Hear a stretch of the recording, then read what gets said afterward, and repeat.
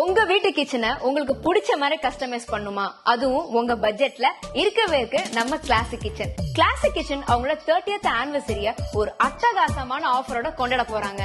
உங்க வீட்டு நார்மலான கிச்சனை ஒரு ஸ்மார்ட்டான கிச்சனா மாத்துறதுக்கு 30% டிஸ்கவுண்ட் தராங்க. கிளாஸான கிச்சன் வேணுமா? கிளாசிக் கிச்சன் வாங்க.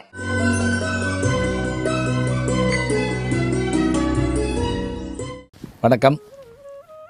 மார்கழி மாதத்தின் 21ஆம் நாள் இன்று. திருப்பாவை 21வது பாட்டு.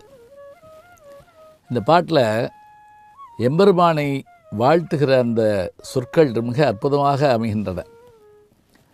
பாரதி சொல்வார்ல, காக்கை சிறகிலே நந்தனாளா உந்தன் கரிய நிறம் தோன்றுதைய நந்தலாளா, பார்க்கும் இடங்களெல்லாம் நந்தலாளா உன்னுடைய உருவம் தெரியுதடின்னு சொல்கிற மாதிரி இங்கே அவனுடைய பெருமைகளை ரொம்ப அழகாக ஆண்டாள் சொல்கிறார். இதைத்தான் அவர் எடுத்து சொல்லியிருக்கணும். ஏன்னா ஆண்டாள் தானே முந்தினவங்க. எப்படி சொல்கிறாங்க அப்படின்னா, ஏற்ற களங்கள் எதிர்பொங்கி மீதளிப்ப மாற்றாதே பால் சொரியும் வள்ளல் பெரும்பசுக்கள். இந்த வள்ளல் தன்மைன்னு என்ன தெரியுங்களா? திரும்ப எதிர்பாராத குணமுடையவங்க தான் வள்ளல் தன்மை. பசுக்கள் வள்ளல் பசுக்களாம். அதுலேயும் எப்படி பசுன்னு சொன்னால், ஆண்டாள் சொல்கிற பசுமாடு உலகத்தில் எங்கேயுமே இருக்காது. ஏன்? இப்போ ஒரு பசுமாட்டு விலைக்கு வாங்குறப்ப இது எவ்வளோ பால் கறக்கும்னு கேட்போம். ஒன்றா அவங்க சொல்லுவாங்க 5 லிட்டரு 10 லிட்டர் அப்படின்னு சொல்லுவாங்க. பழைய காலத்தில் இருந்தால் படின்னு சொல்லுவாங்க. ஒரு 5 படி பால் கிடக்கும், 7 படி பால் கிடக்கும். ஆனால் ஆண்டாள் சொல்கிற பசு எப்படி இருக்குதுன்னு கேட்டிங்கன்னா, நம்ம என்ன பாத்திரம் கொண்டு வரோமோ அந்த பாத்திரத்துக்கு ஏற்றபடி கறக்குமா. இப்போ நீங்கள் 1 லிட்டர் வச்சிங்கன்னா இப்படி திரும்பி பார்க்குமா 1 லிட்டர்னா அதுக்கேற்றபடி கறக்குமா. ஒரு அண்டாவை கொண்டு போனீங்கன்னா அண்டாவுக்கு ஏற்றபடி கறந்து கொடுக்குமா. கறந்து இல்லை, சுரந்து கொடுக்குமா.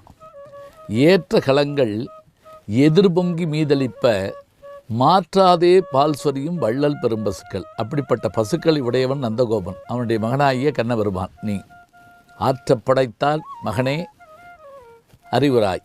அத்தகைய பெருமையுடைய நந்தகோபனுடைய மகனே, எங்களுக்கெல்லாம் நீ நல்லது செய்ய வேண்டும்.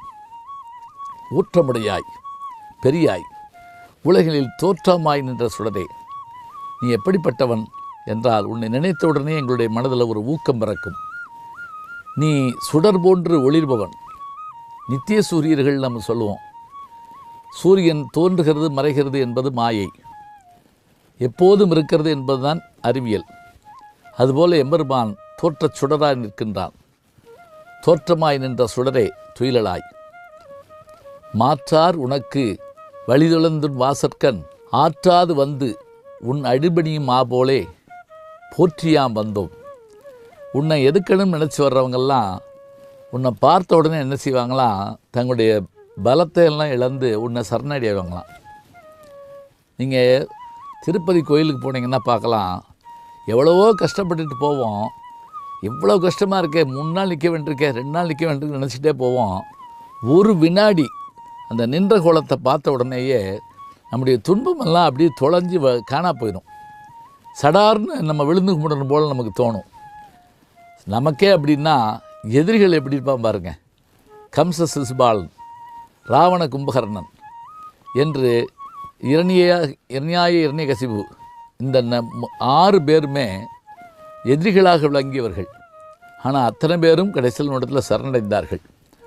அப்படி தோற்றமாய் என்ற சுடரே துயிலலாய், மாற்றார் உனக்கு வழி தொலைந்து உன் வாசற்கண் ஆற்றாது வந்து உன் அடிபணியும் போலே போற்றியாம் வந்தோம்.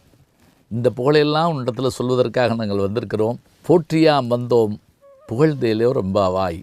உன்னை பாடுவதற்கு வந்திருக்கிறோம், உன்னை எழுப்புவதற்கு வந்திருக்கிறோம். எங்களுக்கு வேண்டியவற்றை நீ தர வேண்டும்.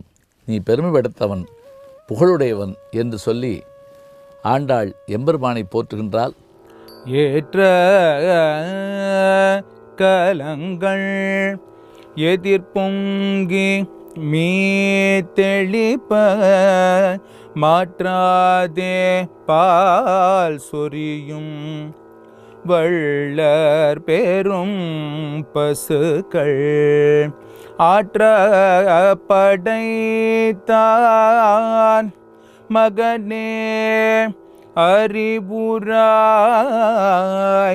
ஊற்றம் உடையாய் பெரியாய் உலகேனில் தோற்றமாய் நின்ற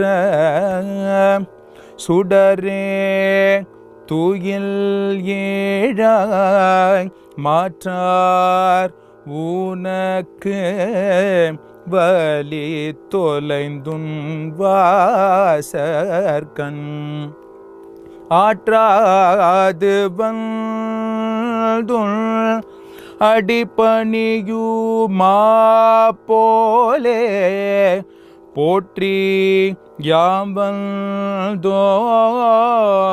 புகழ்ந்தேலோரும் பாவாய். ஒற்றியன் வாழ் முதலாகிய பொருளே புலர்ந்தது பூங்கழற்கு இணை துணை மலர் கொண்டு ஏற்றினின் திருமுகத்து எமக்கருள் மலரும் எழில் நகை கொண்டோனில் திருவடி தொழுகோம் செற்றிதழ் கமலங்கள் மலரும் தன்பயல் சூழ் திருப்பெருந்துறையூரை சிவபெருமானே ஏற்றுயர் கோடியுடையாய் ஏனை உடையாய் எம்பெருமான் பள்ளி எழுந்தருளாயே எம்பெருமான் பள்ளி எழுந்தருளாயே.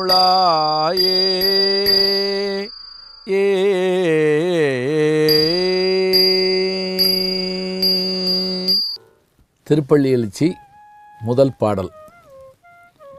திருப்பெருந்துறை என்கின்ற இடத்துல தான் எம்பெருமான் தன்னுடைய திருவடிகளால் மணிவாசகரை ஈர்த்தார். அந்த திருப்பெருந்துறை என்கின்ற அந்த திருத்தலத்தில்தான் பாண்டிய மன்னன் குதிரை வாங்குவதற்காக கொடுத்த பணத்தை கோவிலாக கட்டி பெருமை சேர்த்தார் மணிவாசகர். அந்த பெருமையுடைய திருப்பெருந்துறை மிக அற்புதமான தலம். கடற்கரை ஓரத்து பட்டினம். அங்கே தான் குதிரைகள்லாம் வந்து இறங்கும். குதிரை வாங்கத்தான் போனார்.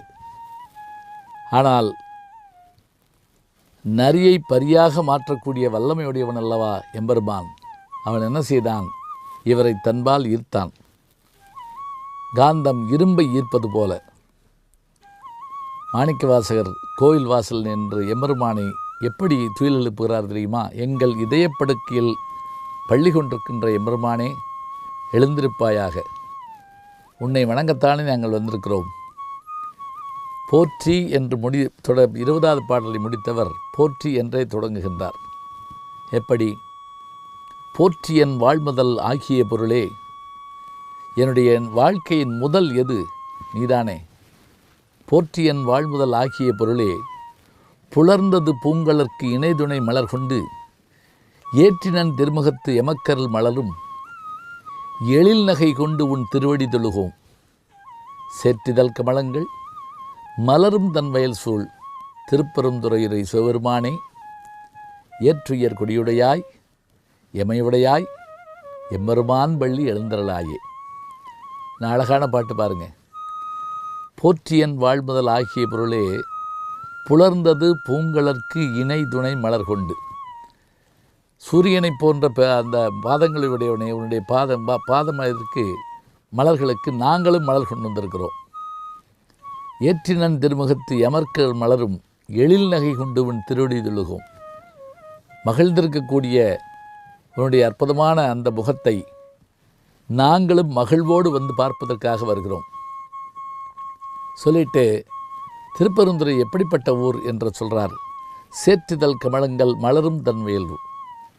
நீர் நிறைந்த குளம், குளம் முழுவதும் மலர்கள், மலர்கள் அத்தனை மலர்ந்திருக்கின்றன. அந்த மலர்ந்த முகத்தை போன்ற, அந்த மலரின் முகத்தை போன்ற, இதழ்களைப் போன்ற கால்களை உடைய எம்பெருமானே, சேற்றுதல் கமலங்கள் மலரும் தன்மையில் சூழ் திருப்பெருந்துறையுரை சிவபெருமானே, ஏற்றுயர் கொடியுடையாய் எமை உடையாய், நாங்கள் உனக்கு அடிமைகள் அல்லவா?